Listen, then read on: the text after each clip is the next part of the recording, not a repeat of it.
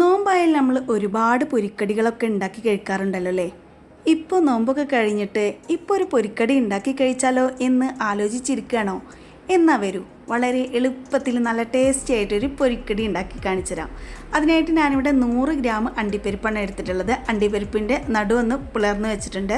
അതുപോലെ തന്നെ ഒരു വലിയ ഉള്ളി നീളത്തിൽ അരിഞ്ഞ് വെച്ചിട്ടുണ്ട്, ഒരു 3 പച്ചമുളക് നീളത്തിൽ അരിഞ്ഞ് വെച്ചിട്ടുണ്ട്, ഒരു കഷ്ണം ഇഞ്ചി കനം കുറച്ച് നീളത്തിൽ അരിഞ്ഞ് വെച്ചിട്ടുണ്ട്, കുറച്ച് കറിവേപ്പില വേണം. ഇനി നമ്മളതിലേക്ക് പൊടിയായിട്ട് ഉപയോഗിക്കുന്നത് കടലമാവാണ്. 100 ഗ്രാം കടലമാവ് വേണം. പിന്നെ നമ്മൾ കുരുമുളക് ക്രഷ് ചെയ്തത് വേണം. പിന്നെ അതിലേക്ക് മുളക് പൊടിയും കൂടി ആവശ്യമുണ്ട്. ഇനി നമ്മളൊരു പാത്രം എടുക്കുക. ആ പാത്രത്തിലേക്ക് നമ്മൾ എടുത്തു വെച്ച അണ്ടിപ്പരിപ്പ് മുഴുവനായിട്ട് ഇട്ട് കൊടുക്കുക. മുഴുവനായിട്ട് ഇട്ട് കൊടുത്തതിന് ശേഷം അതിലേക്ക് തന്നെ നമ്മൾ വലിയ ഉള്ളിയും കൂടി ഇട്ട് കൊടുക്കുക. വലിയ ഉള്ളിയൊക്കെ കനം കുറച്ചിട്ട് നീളത്തിൽ അരിഞ്ഞെടുക്കണം കേട്ടോ. അപ്പോൾ ഒരു വലിയ ഉള്ളി മുഴുവനായിട്ട് ഇട്ട് കൊടുത്തിട്ടുണ്ട്. ഇനി നമ്മൾ അതിലേക്ക് ചേർത്ത് കൊടുക്കുന്നത് ഇഞ്ചിയാണ്. ഒരു ഇഞ്ചി നീളത്തിൽ ഒന്ന് അരിഞ്ഞെടുത്തിട്ടുണ്ട്. ഒരു ചെറിയ കഷ്ണം ഇഞ്ചിയായിരുന്നു, അത് നീളത്തിൽ അരിഞ്ഞതും പച്ചമുളക് നീളത്തിൽ അരിഞ്ഞതും മസാലപ്പൊടികളായിട്ട് മുളക് പൊടി ഒരു 1/2 ടീസ്പൂൺ അളവിൽ എടുത്തിട്ടുണ്ട്. 1 ടീസ്പൂൺ അളവിൽ കുരുമുളക് ക്രഷ് ചെയ്തും കൂടി ഇട്ട് കൊടുത്തിട്ടുണ്ട്. ഇനി നമ്മൾ അതിലേക്ക് ആവശ്യത്തിനുള്ള ഉപ്പ് ഇട്ട് കൊടുത്തിട്ടുണ്ട്. 1/4 ടീസ്പൂൺ ഉപ്പാണ് എടുത്തിട്ടുള്ളത്. അതും കൂടി ചേർത്തതിന് ശേഷം നമുക്ക് കുറച്ച് വേപ്പിലയും കൂടി ഇട്ട് കൊടുക്കുക. അതിനുശേഷം 100 ഗ്രാമാണ് ഞാനിവിടെ കടലമാവ് എടുത്തിട്ടുണ്ടായിരുന്നത്. അത് മുഴുവനായിട്ട് ഇട്ട് കൊടുക്കുക. കടലമാവും കൂടി ചേർത്തതിന് ശേഷം നമ്മൾ കൈകൊണ്ട് നന്നായിട്ടൊന്ന് മിക്സ് ചെയ്ത് കൊടുക്കണം കേട്ടോ. ഇതിലാദ്യം ഈ എല്ലാം കൂടി നന്നായിട്ട് വെള്ളമൊന്നും ചേർക്കാതെ നല്ല രീതിയിൽ ഒന്ന് മിക്സായി കിട്ടണം. അതിനാണ് ഇതുപോലെ നമ്മൾ നന്നായിട്ട് മിക്സ് ചെയ്ത് കൊടുക്കുന്നത്.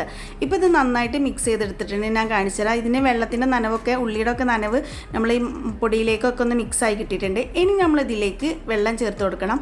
അതിനായിട്ട് ഞാനിവിടെ 2 ടേബിൾ സ്പൂൺ അളവിൽ വെള്ളമാണ് എടുത്തിട്ടുണ്ടായിരുന്നത്. ആദ്യം 1 ടേബിൾ സ്പൂൺ അളവിൽ വെള്ളം ഒഴിച്ചു കൊടുത്തിട്ട് നന്നായിട്ടൊന്ന് മിക്സ് ചെയ്ത് കൊടുക്കുക കേട്ടോ. നമുക്ക് വെള്ളത്തിൻ്റെ അളവ് കുറവുണ്ടെങ്കിൽ മാത്രം എടുത്ത 1 ടേബിൾ സ്പൂൺ അളവിൽ വെള്ളം ഒഴിച്ചെടുത്താൽ മതിയാവും കേട്ടോ. അപ്പോൾ ആദ്യം തന്നെ നമ്മൾ മിക്സ് ചെയ്തെടുക്കുന്ന സമയത്ത് തന്നെ നന്നായിട്ട് ഉള്ളിയുടെ വെള്ളവും എല്ലാം കൂടി നന്നായിട്ട് പൊടിയിൽ മിക്സായി കിട്ടിയിട്ടുണ്ടാകും. അധികം പൊടികളൊന്നും ഇല്ലല്ലോ, അപ്പോൾ പെട്ടെന്ന് തന്നെ നമുക്ക് മിക്സായി കിട്ടും. ഞാനിവിടെ 1 ടേബിൾ സ്പൂൺ അളവിൽ വെള്ളം എനിക്ക് ആവശ്യം വന്നിട്ടുള്ളൂ. ബാക്കി 1 ടേബിൾ സ്പൂൺ അളവിൽ വെള്ളം ഞാൻ എടുത്തിട്ടില്ല കേട്ടോ. ഇനി നമുക്കിത് കട്ട്ലറ്റിൻ്റെ ആകൃതിയിൽ ഒന്ന് ഉരുട്ടിയിട്ട് ഒന്ന് അമർത്തി പരത്തി കൊടുക്കണം കേട്ടോ. അമർത്തി പരത്തി കൊടുക്കുന്ന സമയത്ത് വളരെ കനം കുറച്ചൊന്നും പരത്തിയെടുക്കേണ്ട ആവശ്യമില്ല. ഞാൻ കാണിച്ചു തരാം. ഇതുപോലെ ഓരോ ഉരുളകൾ എടുക്കുക, എന്നിട്ട് നന്നായിട്ടൊന്ന് ഉരുട്ടി കൊടുക്കുക. നിങ്ങൾ ഉരുളകൾ എടുക്കുന്ന സമയത്ത് നിങ്ങളുടെ കയ്യിൽ അഥവാ ഒട്ടുണ്ടെങ്കിൽ മാത്രം കയ്യിലൊന്ന് വെള്ളാക്കി കൊടുത്താൽ മതിയാകും കേട്ടോ. അതിന് ശേഷം നന്നായിട്ട് ഇതുപോലെ ഒന്ന് അമർത്തി കൊടുത്തതിന് ശേഷം നമ്മൾ ഈ ഒരു രീതിയിൽ ആണ് ഉണ്ടാക്കിയെടുത്തിട്ടുള്ളത് കേട്ടോ.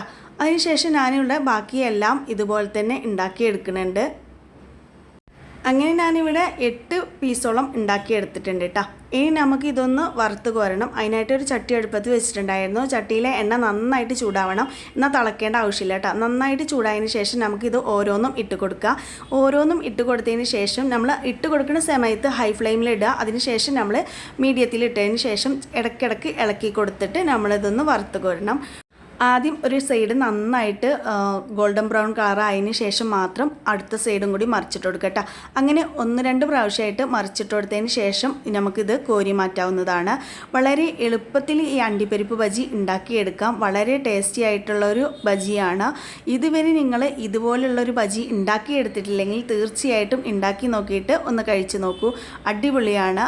നമുക്ക് കുറേ ദിവസങ്ങൾക്ക് ശേഷമൊക്കെ നമ്മൾ എന്തെങ്കിലും ഒന്ന് കഴിക്കണം എന്ന് തോന്നുന്ന സമയത്ത് ഉണ്ടാക്കിയെടുക്കാൻ പറ്റുന്ന ഒരു അടിപൊളി ബജിയാണ് കേട്ടോ. മസ്റ്റ് ട്രൈ ആണ് കേട്ടോ. എല്ലാവരും ഒന്ന് ഉണ്ടാക്കി നോക്കണം. ഉണ്ടാക്കി നോക്കിയിട്ട് നിങ്ങൾക്ക് ഇഷ്ടപ്പെടുകയാണെങ്കിൽ നിങ്ങളെ കൂട്ടുകാർക്കൊക്കെ ഒന്ന് ഷെയർ ചെയ്ത് കൊടുക്കണം കേട്ടോ.